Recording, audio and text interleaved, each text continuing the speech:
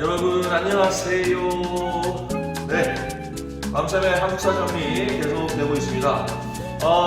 우리는 벌써 중간을 지나고 있어요. 이번 강의가 11번째 강의입니다. 프린트로는 7강을 공부할 건데 실제 강의가 이루어진 것은 이번까지 하면은 11번째입니다.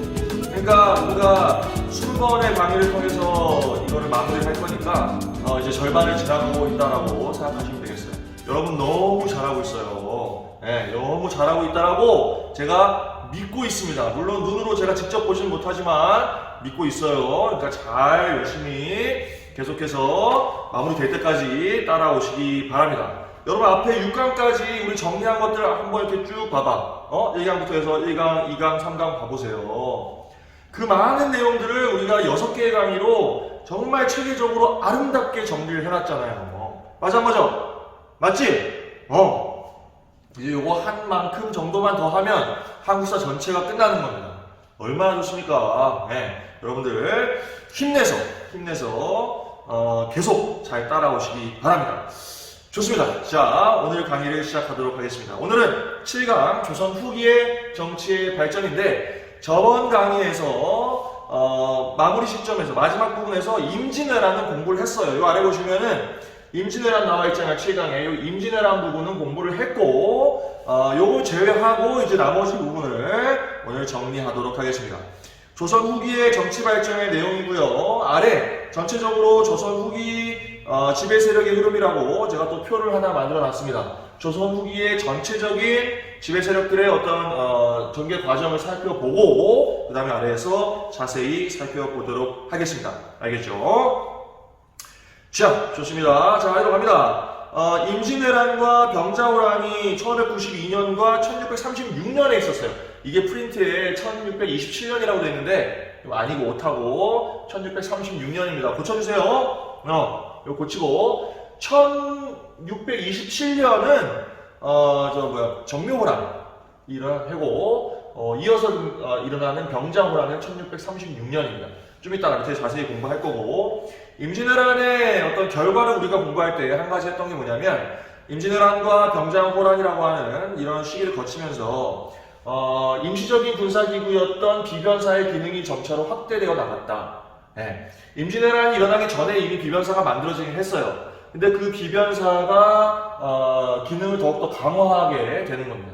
그러면서 조선의 기본적인 통치 체제인 의정부 육조 체제가 유명무실해지는 그러한 상황들이 만들어진다라는 것을 먼저 좀 써 넣으시고 지금 제가 어떻게 해놨냐면 임진왜란하고 병자호란 묶어서 요걸 양난이라고 부르잖아요. 그죠? 요 양난을 거치면서 비변사의 기능이 더욱더 강화되었다라는 것을 표시해 놨습니다.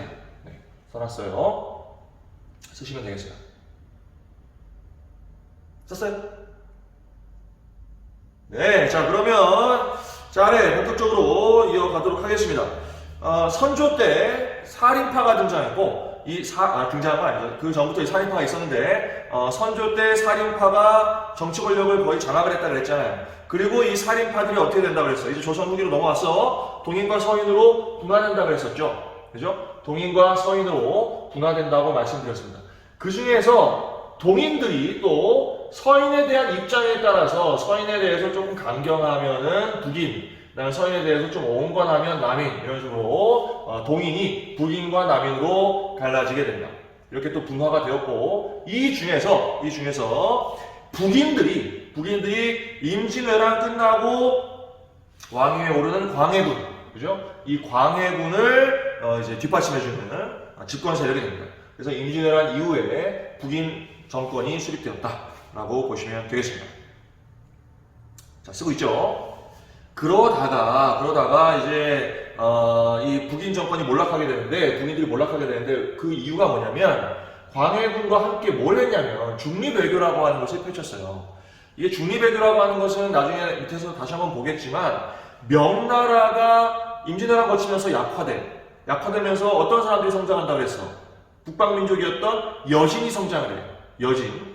그래서 이 여진이 이제 후금을 칭하게 됩니다. 후금을 칭하게 되고 그만큼 성장했다는 얘기죠. 이게 명나라하고 후금하고 전쟁 상태에 돌입을 해. 전쟁 상태에 돌입했을 때 조선에게 도와달라고 지원병을 요청합니다. 자, 명나라가 조선한테 후금하고 전쟁하느라고 지원병을 요청했어. 지원병을 보내야 돼, 안 보내야 돼? 보내야 돼요, 안 보내야 돼요? 당연히 보내야지. 의리가 있지. 왜? 임진왜란 일어났을 때 일본이 조선 침략했을 때 어떻게 했어요, 명나라가? 지원병 보내줬잖아요. 그럼 지금 명나라하고 후금하고 전쟁을 한다는데 그거 도와달라는데 조선한테 당연히 지원병을 보내야 되는 거 아니야. 그런데 보내 안 보내? 보내요. 보냅니다. 보냈는데 그냥 보낸 게 아니고 여기서 중립을 지키려고 하는 그런 모습을 광해군이 보이게 되는 거야. 이게 뭔 말이냐면 대표적인 예가 강홍립이라고 하는 장군이 이제 전쟁에 파견되는데 그때 이제 광해군이 밀지를 딱 넣은 거 아니야. 거기 뭐라고 돼 있어? 가서 후금이 너무 세면 어떻게 해라? 항복해라 그냥. 싸우지 말고. 이거는 지금 명나라가 점점 힘이 약화되고 있고 새로운 신흥 세력으로서 후금이 점점 힘이 강해지고 있는 이런 상황을 알고 있었던 거죠. 그런 것들을 알고 있는 상황에서 굳이 명나라를 매우 적극적으로 도와줌으로써 후금의 어떤 보복을 당하는 그런 상황을 원치 않았던 거예요. 그러니까 중립을 지키려고 했던 거죠. 당시 어떤 대외관계의 모습을 파악을 하고 중립을 지키려고 했던 거예요. 그런 정책을 중립외교라고 하는데 이걸 이제 북인이 함께 한 거죠. 그런데 이걸 싫어하는 사람들이 있어. 누가 싫어해? 바로 서인들입니다. 서인들이 싫어요. 서인들은 뭘 중시해? 대의 명분. 대의 명분. 뭐야? 야, 무슨 중립이냐 지금? 어떻게 중립을 지킬 수가 있냐? 우리 명나라가 어떤 나라인데? 우리가 4대하는 4대의 대상이고, 중화의 중심에 있는 나라이고, 우리 임진왜란 일어났을 때 도와줬고, 당연히 명나라 입장에 서서 명나라를 도와줘야지. 무슨 중립이냐? 결국은 이 서인들이 어떻게 해? 이 서인들이 결국은 인조 반정이라고 하는 사건을 일으킵니다. 인조 반정을 일으켜서 광해군을 어떻게 했어? 광해군을 폐위시킨 거예요. 2명의 폐위된 이제 왕이 있다고 했었잖아요. 앞에서 우리 연산군 했었고 이제 광해군이죠. 광해군이 폐위됩니다. 광해군이 폐위되면서 이제 서인이 집권을 하게 되는 거죠. 서인의 집권을 상황이 되었다. 인조 반정을 통해서. 그러면은 북인은 이제 없어졌고 몰락했어요. 북인은 몰락했고 이제 분당 중에 누가 남은 거야? 서인이 집권을 했고 동시에 남인이 남아있습니다. 남인. 그래서 서인과 남인이 함께 정치를 해나가는 그런 상황이 되는 겁니다. 그러니까 분당의 원리가 이때까지만 해도 그래도 유지가 되고 있었어요. 서인이 집권을 했지만 남인을 또 이렇게 남인에게 화를 입힌다거나 그러진 않고 남인은 어떤 공생 관계로 보고 있었던 거죠. 그래서 서인과 남인이 함께 또 견제하면서 정치를 해나가는 그런 분당 정치가 이어지게 됩니다. 알겠죠? 북인은 몰락했어요 지금. 다음.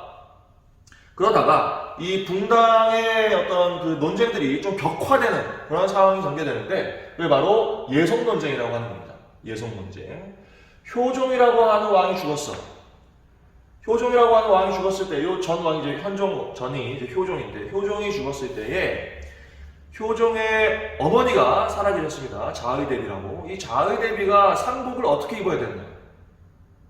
그러니까 아들이 죽었는데 그 어머니가 상복을 어떤 식으로 몇 년을 입어야 되느냐? 뭐 이런 걸 가지고 이제 논쟁을 벌이기 시작한 거야. 그게 예송이야. 예법을 가지고 논쟁을 펼친 거야. 야, 우리 지금 사는 입장에 우리 현대를 살고 있는 현대 사회를 살고 있는 우리 입장에서 상복을 하루를 입든 안 입든 1년을 입든 상관이 있어요, 없어요? 상관이 없죠. 우리한테 아무 상관이 없어요. 그런데 이 사람들한테는 그게 대단히 중요했어요. 이 예법이라고 하는 것을 누가 주장하는 어떤 세력이 주장하는 예법이 관철되느냐에 따라서 집권을 할 수 있느냐 없느냐가 사실은 결정되는 것이나 다름없었기 때문에 이런 논쟁이 가능했던 겁니다. 효종이 죽었을 때, 그 다음에 효종 비가 죽었을 때 전부 다 이런 논쟁들이 일어나게 됩니다. 그래서 예송 논쟁이라고 해요. 이 예송 논쟁이 이제 남인과 서인 사이에서 이루어지게 되고요. 그것은 이제 효종이라고 하는 왕을 그죠? 적장자로 볼 것이냐 말 것이냐의 문제하고 사실 겹쳐져 있고, 그게 당시 이제 남인과 서인으로 갈라져 있는 상황들 속에서 그 정치 세력들마다 주장하는 것이 달랐던 겁니다. 아주 자세한 내용을 여기서 이제 설명할 필요는 없고, 예속 논쟁이라는 게 있었고, 현종 때다. 현종 때 예속 논쟁이라는 게 있었다. 남과 서인 사이에 상복을 입는 기간, 이런 걸 가지고 서로 논쟁을 벌인 것이었다. 라는 정도로 아시면 되겠습니다. 알겠죠? 그 다음에 왕이 누구냐면 숙종인데, 이 숙종이라고 하는 왕 때가 결국 붕당이 변질되는 시기다라고 이해하시면 되겠어요. 붕당이 변질됩니다. 자, 붕당이라고 하는 건 그 의미가 뭐라고 했어요? 서로 견제와 균형을 통해서 정치를 이끌어 나가는, 그죠? 건전하게 이끌어 나가는 것이 붕당이라고 했는데, 그 붕당의 원리가 이제 깨지는 겁니다. 그 붕당의 원리가 깨지는 시점이 바로 숙종 때예요. 숙종 때 붕당이 어떻게 된다? 붕당이 변질된다. 왜냐하면 이게 정치 세력 간에 서로 비판도 하고 서로 견제도 하고 이럴 수 있는데, 그게 아니고 이제 어떻게 되냐면 왕이 주도해서, 숙종이죠. 왕이 주도해서 전국을 매우 급격하게 바꿔나가는, 전환시키는. 그러니까 집권 세력을 막 뒤바꿔버리는 거예요. 그걸 환국이라고 해요. 환국. 집권 세력을 왕이 주도해서 뒤집어버리는, 계속 집권 세력을 바꿔버리는 그런 정치를 하게 되는 겁니다. 이러면서는 이제 어떻게 돼요? 이러면서는 붕당의 원리가 더 이상 남아있지 못하게 되는 거죠. 서로 견제, 건전한 비판 이런 거 없고 이제 어떻게 되는 거야? 상대당을 보복하는 겁니다. 보복하는 거예요. 한 당이 이제 집권을 하면 다른 당이 어떻게 보복을 당하게 되는 거죠. 왜? 이 당을 그대로 놔두게 되면 나중에 또 환국을 통해서 다시 그들이 집권했을 때 자신들이 또 보복을 받을 수 있는 상황이기 때문에 그러한 것들을 미연에 방지하기 위한, 그죠? 보복을 일삼는 그런 정치를 하게 되는 거예요. 이건 붕당의 원리가 어떻게 돼? 완전히 무너진 것이다. 붕당이 변질된 것이다. 질이 나빠진 게 변질이죠. 질이 나빠진 거야. 변질되면 안 돼. 우리는 변화는 할 수 있지. 개혁과 변화는 추구할 수 있지만 질이 나빠지는 건 안 되는 거야. 근데 그런 상황이 된 거야. 지금 숙종 때. 세 번의 환국이 있었어요. 세 번의 환국을 거치면서 남인과 이제 처음에 서인이었었죠. 남인과 서인의 대립이 있었는데 나중에 서인이 또 소론과 노론으로 갈라져요. 그러면서 남인과 또 노론과의 대립 이런 것들이 전개됐고, 특히 또 남인하고 연결된 또 유명한 인물이 있죠. 누가 있었냐면 누굴까요? 숙종 때 악녀로, 조선의 악녀로 많이 표현되는 그 조선 시대를 배경으로 하는 드라마 섭의 1순위 누구? 장희빈이야. 장희빈. 그런 그 외척 세력하고도 또 연결되는 그런 상황들, 아주 복잡한 정치적 상황들 속에서 환국이 계속 이루어지는 이러한 상황이 숙종 때 전개되면서 붕당 정치는 더 이상 건전하게 유지되지 못하고 변질되었다라는 겁니다. 변질. 알겠죠? 자, 이렇게 변질되면 어떻게 해야 되나? 변질이 됐잖아. 질이 안 좋아졌어. 자, 우유가 상했어. 우유가 변질됐어. 어떻게 돼야 돼? 우유를 마셔봤는데 완전 상해버렸어. 그러면 우유를 어떻게 해야 돼? 이거 다시 잘 어떻게 해? 그러기 힘들잖아. 버려야 됩니다. 결국은 이 붕당 정치가 변질되는 상황들에서 붕당을 깨버리는 그런 정치를 하는 사람들이 등장합니다. 그게 바로 누구야? 여러분 잘 알고 있는 영조와 정조고요. 이 영조와 정조의 정치를 뭐라고 합니까? 탕평 정치라고 합니다. 탕평 정치. 붕당을 없애는 거죠. 붕당을 없애는 거야. 서로 당을 나눠서 싸우는데 그 당을 아예 없애버리자. 붕당의 폐단을 극복하는 방법으로서 탕평책을 쓰게 됩니다. 그래서 바로 우리가 탕평 정치라고 하죠. 영조와 정조 때 바로 이러한 탕평 정치가 이루어지게 되는데, 영조와 정조 때 이런 탕평 정치가 이루어질 수 있는 배경이 있어요. 뭐야? 똑똑했어요. 똑똑했습니다. 정조 특히 엄청 똑똑한 사람이에요. 그 조선의 왕 중에 똑똑한 사람들 두 명을 꼽으라고 하면 1등은 세종이고 제가 꼽는 거예요. 누가 꼽아준 거 아니고. 1등은 세종, 2등은 정조라고 봅니다. 2등은 정조. 똑똑한 사람. 이렇게 똑똑하니까 어떻게 돼요? 왕권이 강하지. 왕권이 강하니까 그 강한 왕권을 바탕으로 해서 서로 갈라져 있고 서로 다투는 이런 신권들을 어떻게 억누를 수 있었던 거죠. 그렇게 억누르면서 탕평을 실시한 겁니다. 왕권이 강했기 때문에 가능한 거예요.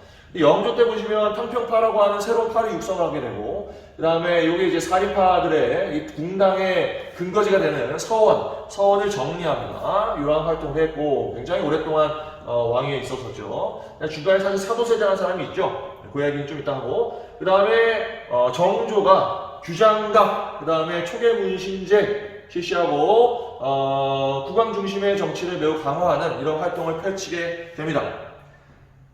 그런데 이런 탕평을 실시하면서 붕당의 폐단을 막으려고 했으나 이게 미봉책이었다. 미봉책. 탕평책은 미봉책이었어. 왜 미봉책이야? 뭐가 기반이 돼야 돼? 강한 왕권이 기반이 돼야 돼요. 근데 강한 왕권이 만약에 없어진다면 어떻게 되는 거야? 오히려 이 폐단이 골마서 터져버리게 되는 거죠. 그 실제로 이 정조가 죽고 나서 어린 누가 즉위하냐면 순조가 즉위하죠. 순조. 어린 왕인 순조가 즉위하자 결국 왕권이 약화되고 이런 상황에서 억눌려 있었던 변제된 붕당의 모습이 골마서 터져버렸어. 그게 바로 뭐야? 그게 바로 세도 정치입니다. 세도 정치예요. 이건 하나의 당이 권력을 장악하는 게 아니고 하나의 집안이 모든 권력을 장악하는 그런 상황이 된 거죠. 외척 가문이 권력을 독점하는 이런 상황이 됩니다. 대표적으로 안동 김씨, 풍양 조씨 이런 가문들이 권력을 장악하는 상황이 됩니다. 그러면서 그것을 그런 정치를 이제 세도 정치다라고 우리가 표현을 하는 겁니다.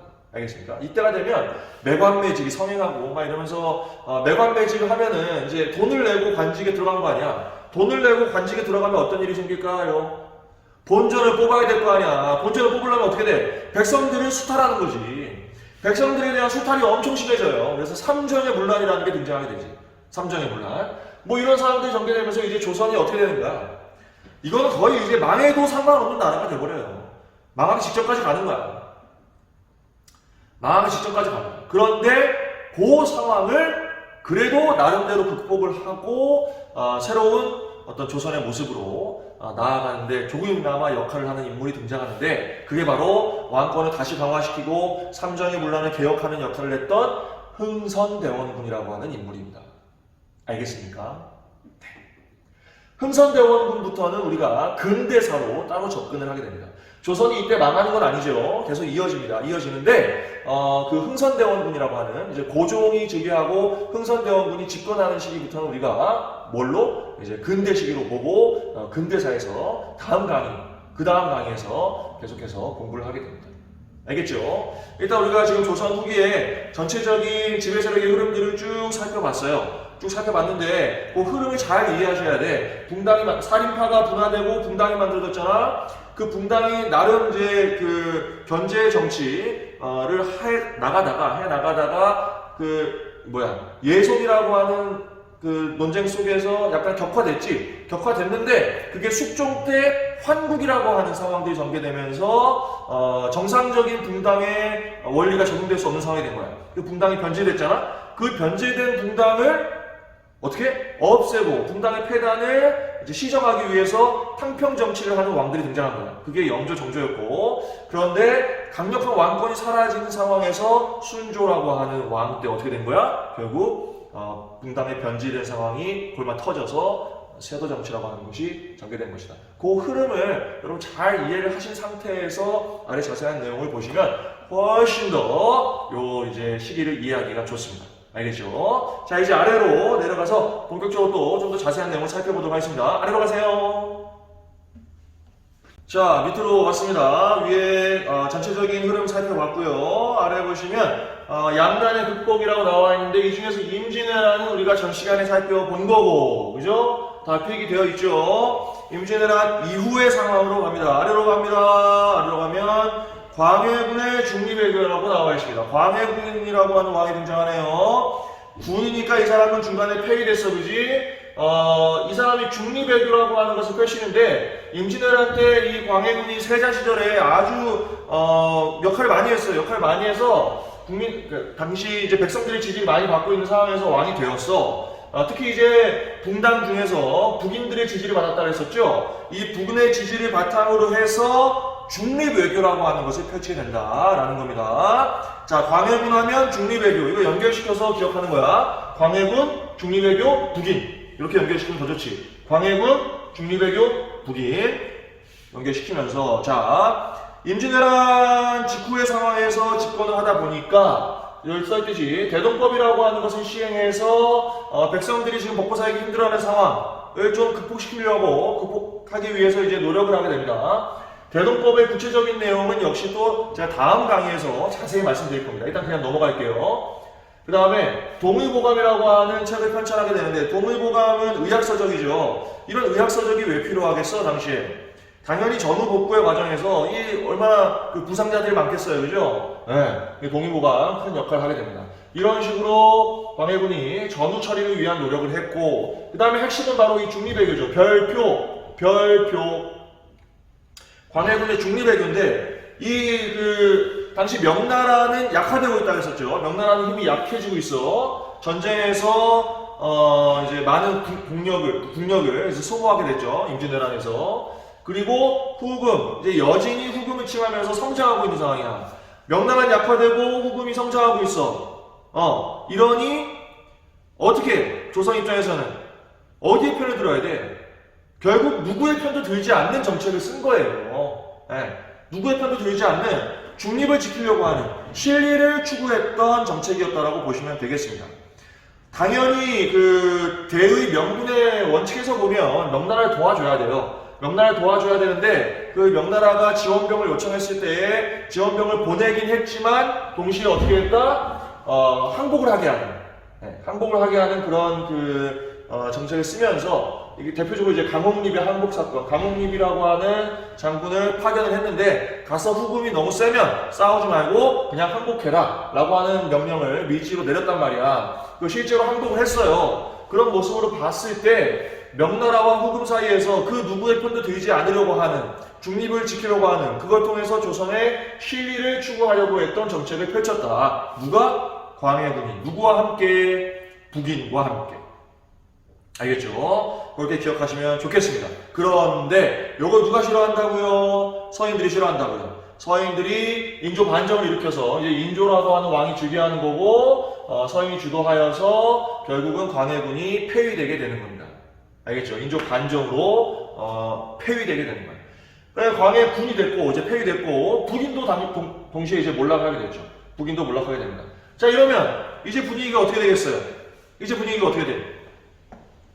어떻게 되긴? 이제 명나라 편에 서는 거죠. 명나라 편에 서는 거야. 그걸 뭐라고 하냐? 친명배금 정책이라고 합니다. 친명배금 정책. 친명배금. 명나라하고 친하게 지내고 후금하고 친하게 지내지 않는, 그죠? 후금을 배격하는 그런 정책을 쓰게 되는 거예요. 이 친명배금 정책으로 서인이 주도하는 친명배금 정책으로 결국 무슨 사건이 일어나냐? 써있듯이 정묘호란이 일어나게 됩니다. 정묘년에 서인이 집권하고 있던 시절이야, 그죠? 인조가 왕이야, 정묘년이야. 이때에 친명배금 정책을 계속 쓰니까 후금이 어떻게 합니까? 후금이 결국 조선을 침략해 오는 거예요. 조선을 침략해 오게 된 겁니다. 그래서 후금이 조선을 침략했을 때에 결국 이게 전쟁이 좀 길어지고 이런 상황 속에서 후금하고 이제 화의를 맺어요. 그래서 후금과 형제 관계를 맺게 됩니다. 형동생 사이가 된 거야. 형제 관계를 맺고 전쟁은 끝났어. 전쟁은 끝났는데 문제는 후금이 더 커졌어. 더 성장했어. 그래서 스스로 뭘 칭해? 청나라를 칭하게 됐어. 청나라가 된 이후에 조선을 다시 침략해 오는 거야. 청나라로 나라가 바뀌고 나라 이름이 바뀌고 나서 조선한테 뭘 요구해? 군신 관계를 요구합니다. 이거 뭔 말이야? 자, 조선. 우리가 이제 군주고 너희가 이제 신하야. 형제관계 그런 거 아니야 이제. 우리가 훨씬 커졌어. 우리가 대국이 됐어. 우리 청나라 이제 대국이야. 우리 대국이니 너희 조선은 우리를 섬겨야 돼. 신하로서 우리를 섬겨. 군신관계를 맺어야 돼. 라고 요구를 하자. 이거를 이제 서인 정권이 받아들여 안 받아들여? 안 받아들이는 거예요. 조선이 거부하죠. 무슨 말이냐? 너희가 어떻게 우리의 사대의 대상이 되냐? 말이 안 된다. 그래서 조선이 거부를 했죠. 아주 그냥 기계가 있어. 그러다가 어떻게 돼? 다 망하는 거죠. 결국 망했어요. 아래 보시면 이제 병자호란이 일어난 거야. 청나라가 침략을 해옵니다. 청나라 황제가 직접 침략을 해왔죠. 청나라가 조선을 침략했어요. 항전하려고 했습니다. 그래서 뭐 남한산성에 올라가서 인조가 끝까지 뭐 결사항전하려고 했고 뭐 그런 상황이 전개됐는데 또 신하들은 어때요? 이거 뭐 주화파, 주정파로 나뉘어져서 막 대립을 합니다. 이거 계속 싸워야 되냐 아니면 우리가 또 다시 실리를 추구해야 되냐 뭐 이런 식으로 막 싸우죠. 아주 상황이 복잡해졌어. 결국 어떻게 돼? 결국은 청나라에 항복을 합니다. 항복도 그 모습이 어때? 대단히 굴욕적이었었죠. 바로 삼전도의 굴욕이죠. 이 삼전도의 굴욕이라고 하는 사건을 통해서 병자호란이 끝이 나게 됩니다. 사실 이미 전쟁을 통해서 많은 피해를 받고 항전의 과정 속에서 지배층 내에서도 분열이 있었고 결국 이제 좋지 않은 상태로 전쟁이 끝이 나게 되는 겁니다. 그것도 이제 왕이었던 인조가 아주 굴욕적인 항복 그 식을 거행을 했죠. 그 뭐라 그래요? 삼배구고두례라고 합니다. 삼전도의 굴욕의 모습이 삼배구고두례. 이거 뭐야? 세 번 일단 절을 해. 세 번 절을 하고, 그러니까 황제 앞에서 황제 앉혀놓은 상태에서 밑에서 절하는 거야. 세 번 큰 절을 하고 그 다음에 9번 머리를 땅에다가 줘 박는 거예요. 빡! 한겨울이었어요. 한겨울에 얼음판 위에서 머리를 바닥에다 9번 찢는데 그 소리가 황제의 귀에 들려야 돼. 안 들리면 무효. 그러니까 막 쥐어 박으면서 이제 피를 흘리고 막 이런 상황이 됩니다. 얼마나 굴욕적입니까? 그래도 일국의 왕인데 네, 그런 이제 굴욕을 당했죠. 그러면서 전쟁이 끝이 나게 됩니다. 그래서 바로 삼전도의 굴욕이라고 합니다. 자, 이런 식으로 이제 그 병자호란도 끝이 나게 돼요. 결국은 양난, 그러니까 앞에서 우리가 배웠던 임진왜란과 그 다음에 이제 금방 했던 이 병자호란을 거치면서 조선이 사회 정치적으로 엄청나게 큰 변화를 겪게 됩니다. 경제적으로도 마찬가지로 엄청나게 큰 변화를 겪게 되죠. 그래서 그 양난을 기준으로 해서 조선 전기와 조선 후기를 구분한다라고 이미 앞에서 말씀드렸습니다. 알겠죠? 자, 이 상황들 잘 기억하시고 삼전도의 굴욕도 가끔 나오는 것 같아요. 이 정도도 좀 기억해 두시면 좋습니다. 알겠죠? 자, 이후에 이제 양난 이후에 대외관계의 모습이 또 어떻게 전개됐는지 살펴보겠습니다. 먼저 청나라의 관계를 볼게요. 청나라와 조선의 관계는 지금 굴욕을 당했잖아요. 굴욕을 당했는데 그럼에도 불구하고 계속해서 청나라를 정벌하자라고 하는 주장이 있었습니다. 청나라를 정벌하자는 주장을 뭐라고 하냐면 북벌론이라고 해요. 이게 북이 그 청왕조를 얘기하는 거야. 북벌론, 청나라를 정벌하자라고 하는 주장, 바로 효종 때입니다. 효종 때.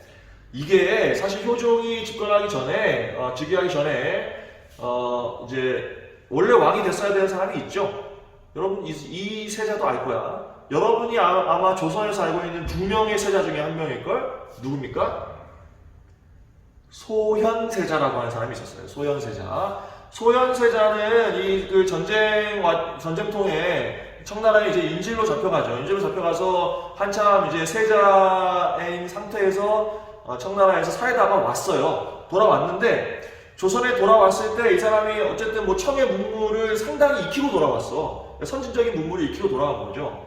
돌아와서 이제 뭐 청나라하고 좀 우호적인 관계를 맺는 뭐 그런 이제 활동들을 하려고 하는 모습을 보이자 어떻게 아마도 그런 것 같은데 독사에 되었다라고 하는 이야기가 있어요. 네. 그래서 돌아오고 나서 얼마 안 돼서 소현세자가 죽습니다. 그러니까 당시 조선의 분위기는 어땠던 거야? 청나라한테 굴욕을 당하긴 했지만 여전히 자신들이 이제 명나라를 잇는 소중화. 이 중화의 중심은 이제 우리에게 있다. 라고 하는 이제 화이론을 바탕으로 하고 있었기 때문에 소현세자가 와서 이제 친청적인 그런 성격을 약간 보이고 하니까 제거한 거죠. 제거한 거예요. 제거하고는 이제 왕으로 즉위시킨 사람이 효종이고 이 효종 때 역시 분위기가 계속해서 청을 정벌하자라고 하는 주장이 나오게 된다라고 하는 겁니다. 그것을 북벌론이라고 하는데 이 북벌론은 실제로 실행이 됐느냐? 실행이 못 되죠. 안 됩니다. 실패해요. 네. 실행을 할 수가 없어. 워낙 강력한 국가가 됐기 때문에 뭐 범접할 수 있는 그런 상황이 안 됐다라고 할 수 있죠. 그래서 나중에는 이제 그 18세기 넘어서 막 이러면서는 이제 어떻게 돼? 청나라를 정벌하자는 게 아니고 청나라를 배우자는 주장이 나와요. 북학론이라고 합니다. 청의 문물을 적극적으로 이제 수용해야 된다. 북벌의 시기는 끝났고 북학, 이제 청나라를 배워야 된다. 이게 이제 실학의 일종이에요. 실학. 북학론이라고 하는 것이 등장합니다. 청나라의 문물을 적극적으로 수용하자는 주장이고, 왜냐하면 당시에 청나라 문물이 대단히 융성하던 시기였다고 보시면 돼요. 청나라는 이제 만주족의 나라잖아요. 여진족이 만주족이라고 했었죠. 이 만주족이 원래 가지고 있는 문화에다가 이제 중원을 차지하고 있으니까, 중국을 차지하고 있으니까 한족 문화가 있잖아요. 거기에 한족 문화가 융합되고, 게다가 서구 문물까지 일부 수용하기 시작했어요. 청나라가. 그러면서 만주족의 문화, 한족의 문화, 이 서구 문물 이런 것들이 융합된 아주 융성한 문화들이 만들어졌기 때문에 그 문화들을 적극적으로 수용하자라고 하는 주장이 나온 거야. 그것을 북학론이라고 하고, 이 북학론의 대표적인 학자가 박제가라고 하는 사람이야. 아주 유명한 인물이죠. 이 박제가가 쓴 책이 북학의라고 하는 책이 있습니다.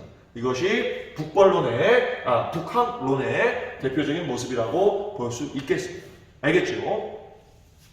자, 이런 식으로 이제 그 청나라와의 대외 관계가 전개되었다라고 기억하시면 되겠고요. 그 다음에 일본과의 관계인데, 일본은 이제 임진왜란 끝나고 나서 에도막부가 들어서는데, 그 에도막부가 들어서는 상황 속에서 국교가 정상화됩니다. 국교가 정상화된 게 1609년에 기후약조라고 하는 걸 통해서 국교가 정상화되었고, 그 다음에 이 일본과의 관계에서 좀 볼만한 것이 통신사라고 하는 사격단을 파견을 해요. 통신사를 파견하는 것은 일본 에도막부에서 이제 요청을 해서 파견을 하게 되는 것이고, 이것은 선진 문물을 일본에 전파하는 그런 역할을 한다라고 보시면 되겠습니다. 뭐 19세기까지 계속해서 이런 이제 통신사가 일본에 파견이 되었습니다. 네, 그렇게 알고 계시면 되겠어요. 통신사 정도는 뭐 기억하면 좋죠. 통신사. 일본과 조선의 관계, 뭐 이후에 임진왜란 이후의 상황에서 통신사가 파견되었다라는 것도 기억하시면 좋겠습니다. 자, 이렇게 해서 양난이 극복되고 그 다음에 이후에 대외 관계가 전개되는 모습까지 살펴봤고요. 이제 오른쪽으로 넘어가겠습니다. 이 오른쪽으로 가면 이제 붕당의 전개라고 되어 있는데, 사실 앞서서 거의 다 설명했던 내용들이기 때문에 요건 간단하게 넘어갈 수 있어요. 자, 보겠습니다. 자, 오른쪽 넘어왔어요. 지금 보시면 붕당이 전개되는데, 선조라고 하는 왕 때 동인과 서인으로 분화가 되었고, 그죠? 살인파가 처음 분화된 게 동인과 서인이라고 했죠?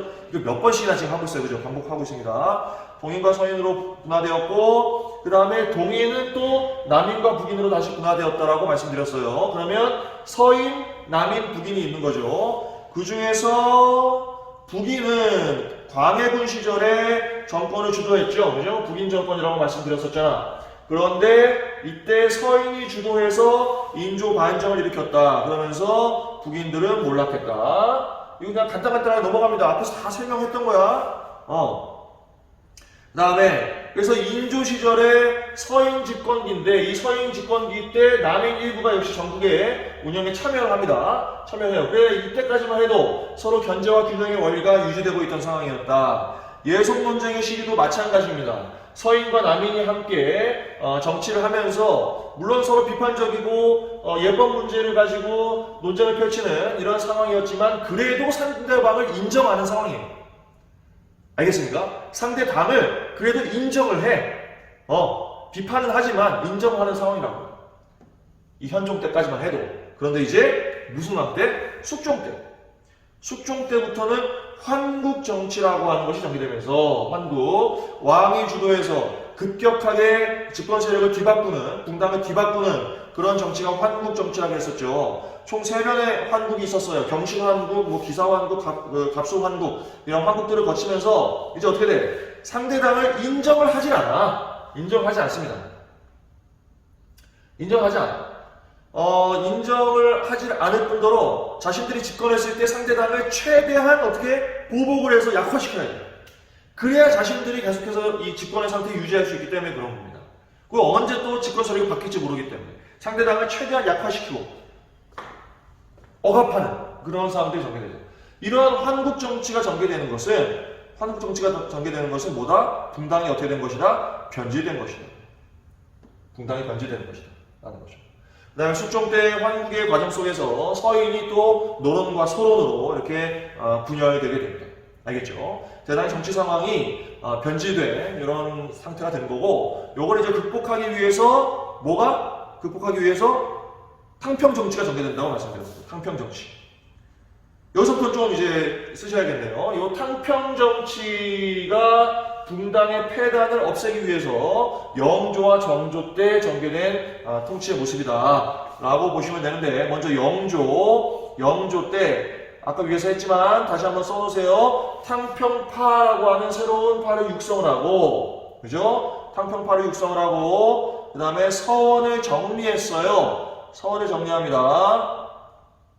왜 서원을 정리했지? 서원은 붕당의 세력 근거지야. 붕당의 세력 근거지이기 때문에 이 서원을 정리해 나갔고, 그 다음에 균역법, 사실 여기서 정리했다고 해서 완전히 없어지고 그런 건 아닙니다. 여전히 있어요. 있게는. 그 다음에 균역법이라고 하는 법을 시행하게 됩니다.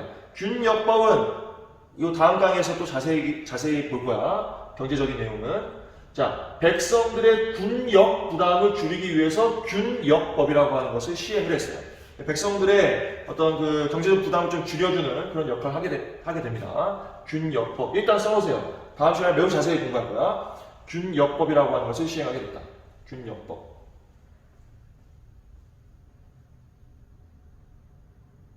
됐죠?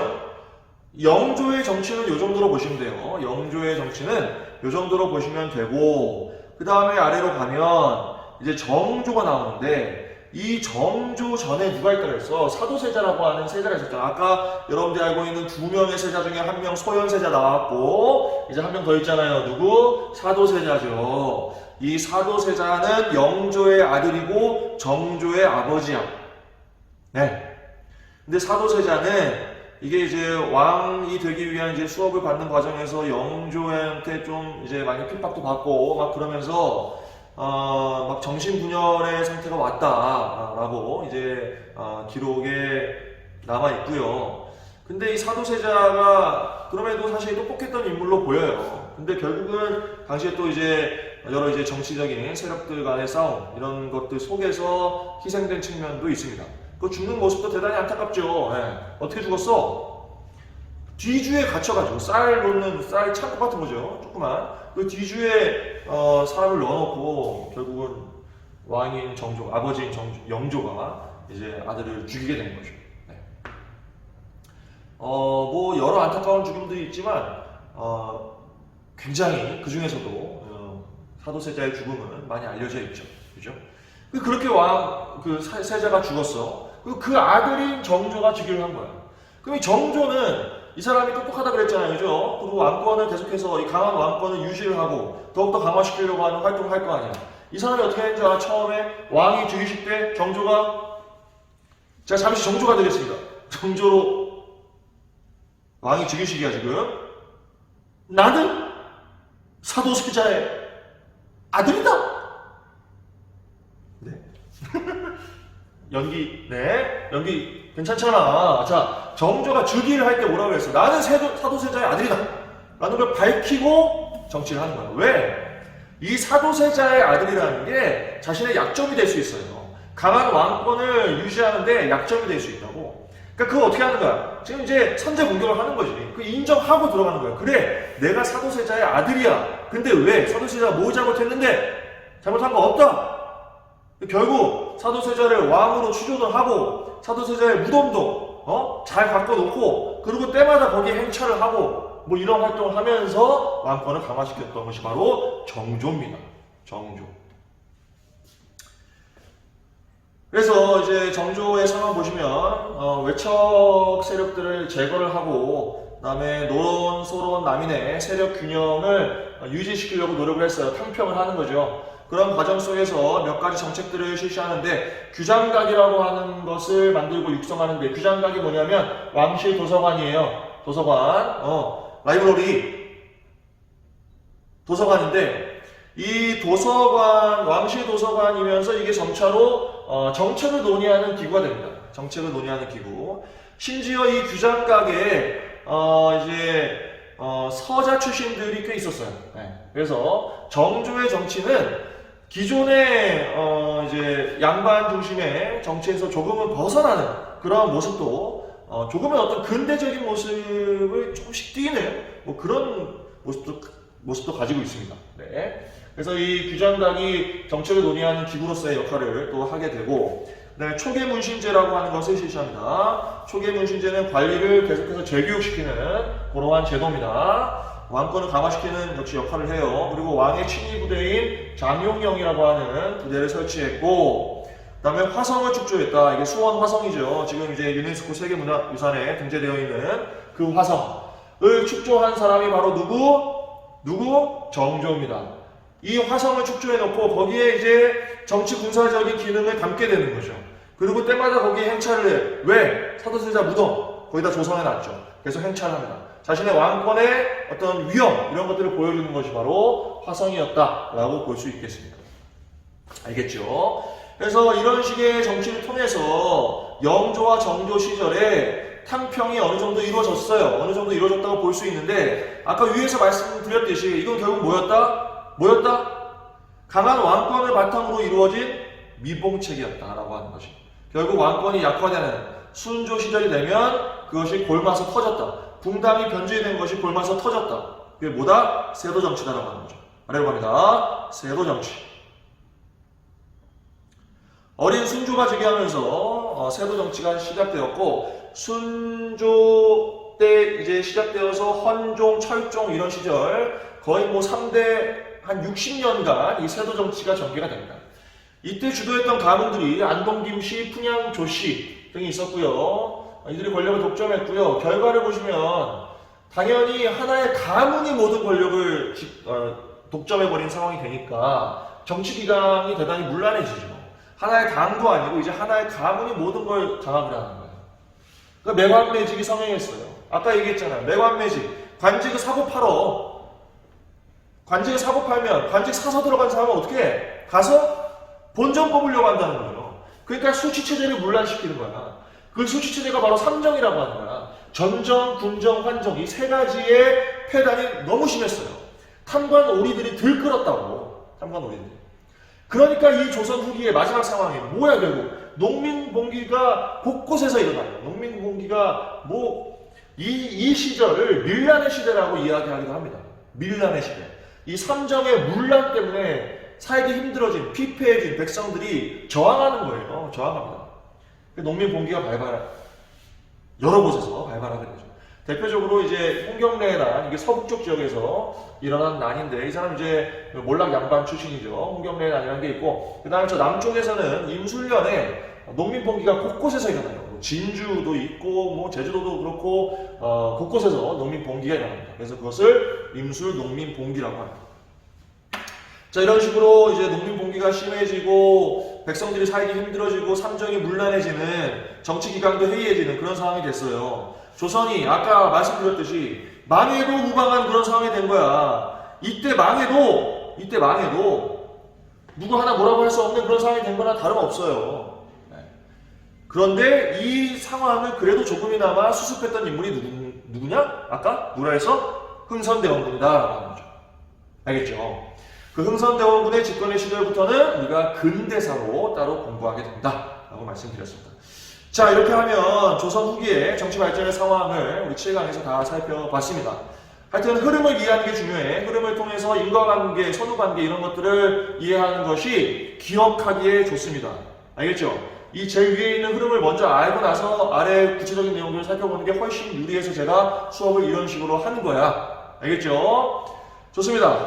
고생하셨고, 다음 강의는 이제 조선의 사회, 경제, 문화의 모습을 살펴볼 겁니다. 알겠죠? 그리고 나서 이제 근대사로 넘어갑니다.